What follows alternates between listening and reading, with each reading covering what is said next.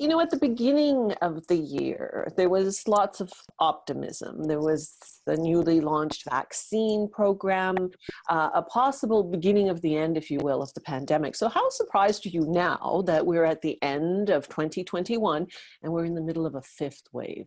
It was not totally unexpected, but I was hoping it wouldn't have happened.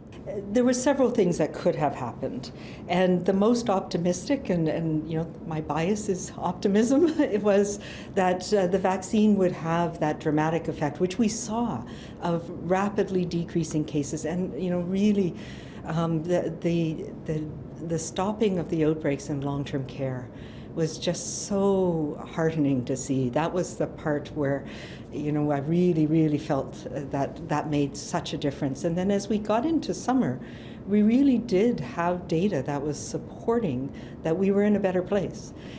But of course, we can't be complacent. And it was, Delta was something that took us, made us shift again, and we had to change to adapt to the fact that the virus had changed. And I guess that's part of it, because if you look back in March, the Premier was pretty confident that BC was on the right track, and then restrictions were loosened a bit, but then not long after that, they were tightened again. And then for a while we were okay, you don't have to wear your mask in public, but then we were back to wear your mask in public. And I guess, in just this month, in the last few weeks, we've seen a set of restrictions on a Friday and then another set of restrictions on a Monday. How much of this is perhaps you being too optimistic, to use your word, at some points in the year? Really, about the Omicron, it is something that has moved unexpectedly fast for all of us. And I agonized absolutely about making the decisions that we did on the Friday, and then spent that entire weekend agonizing more and realizing that it really was, I had to check my optimism bias, that we couldn't rely on the fact that what we were seeing in South Africa gave some indication it was milder, maybe less people in hospital, looking at our vaccination rates. But if we were wrong, the downside impact on our healthcare system would mean that it would affect everybody in the community. So it was a very difficult decision, but I felt we needed to overreact rather than underreact at that time. Were there times where you suspected something, maybe instinct, it may be your experience, maybe it was just a gut feeling, but you held back because the scientific proof wasn't there, only to see that what you suspected would happen actually did happen? Especially early on, I really had a sense that this was going to be quite dramatic, and I call it my post-SARS traumatic stress, but it comes up again and again. And yes, in the summer, I really wanted us to be quite cautious, and when the science was really pointing in the direction that we could loosen things more rapidly. And there was a lot of pressure to do that. So it is trying to find that balance, trying to find a balance of not disrupting people's lives and recognizing that the measures that we took disrupt people.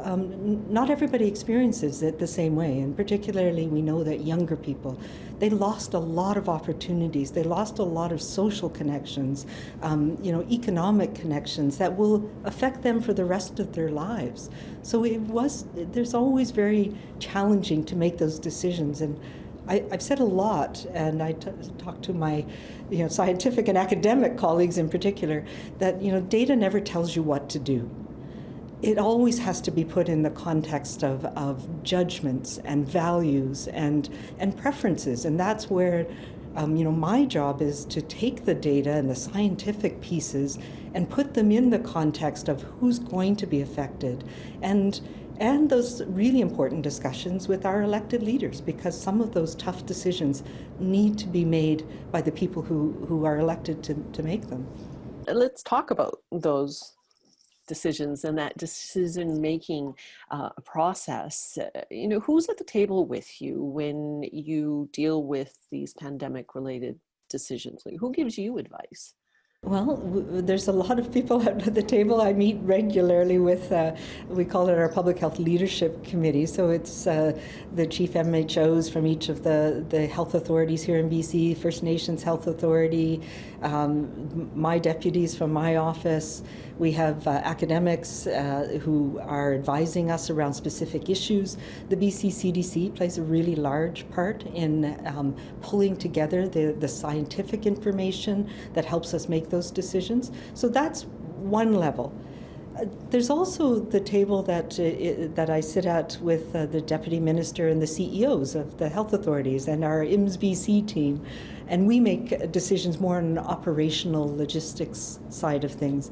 And of course, I meet regularly with the deputy ministers from all the affected ministries and with the ministers from many different portfolios. That's probably been one of the hallmarks of the BC pandemic, this perceived separation between public health and politics. So now we're 2 years into the game. How much do you feel you still have agency to make decisions without political interference?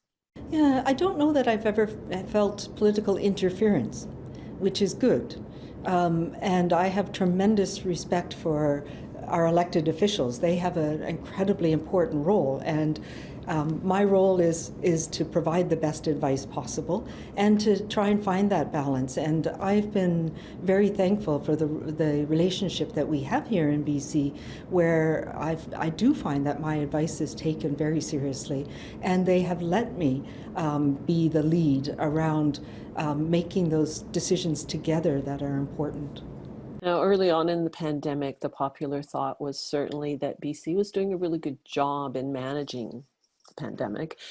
This year, that sentiment has changed over the months. There seems to be a rising sense of frustration, even some anger in many people, and some of it may be aimed directly at you, coming from both sides of the spectrum, right? Some people want you to be tougher, some people want you to loosen up. Why do you think there is this criticism now about BC's management of the pandemic? I think there's been criticism all along, and I have said from the very beginning that we wait for the recriminations and the class action lawsuits and the public inquiries before we start celebrating anything. We've always had to change, and every time we make a change, there's always people who feel that they've been disadvantaged or advantaged, or we've gone too far or not enough. And I accept that. These are all very difficult decisions to make. I think the thing that has surprised me, but also something that started very early on, was the personal vitriol. Every time I make a decision, every time we do something, there is an increase in that narrative and in threats. And I think some of it is misunderstanding, some of it is things that are misreported or misrepresented, and pieces of things get taken by certain groups and expounded upon. Some of it is, I try and just let it go. But I also really have a strong sense that we're making rational decisions with the best information that we have. It's not perfect information, and what we need to be able to do is adjust as more information becomes available. So those are the things that we try and do. I don't think we're doing any better or worse than we have from the very beginning. We've been dealing with all of the situations as they arise, some of them unpredictable. You often remind us that BC is in its own pandemic. But why is it that BC at the same time seems like an outlier compared to other provinces? Like the rapid tests, for instance, that's one example. Looking at what goes on in other provinces is often frustrating for British Columbians. There's levels of decision making and discussion around some of these things. Rapid tests are a perfect example, where we are now seeing that we are able to use the rapid test to supplement for those who need it, who actually need a test right now, whereas many other provinces took a different approach, and now they're only available to those who have the agency to find them. So it is an approach that sometimes decisions are made at different levels in different provinces. I stand by the decisions that we've made here. I've been criticized for many of the decisions, things like expanding the interval, using mix and match vaccines. I mean, there are many, many things that have proven to be the right decisions in time. But these are all things, it's about making the best decision with the information that we have about what's happening here right now. 2022, will it be the year the pandemic ends? Yeah, one doesn't like to predict, but I do think it will be the year the pandemic ends. I think we'll still be living with COVID, but we'll be living with COVID in an endemic way and have adapted to it. We'll no longer be in that global pandemic that we're in now.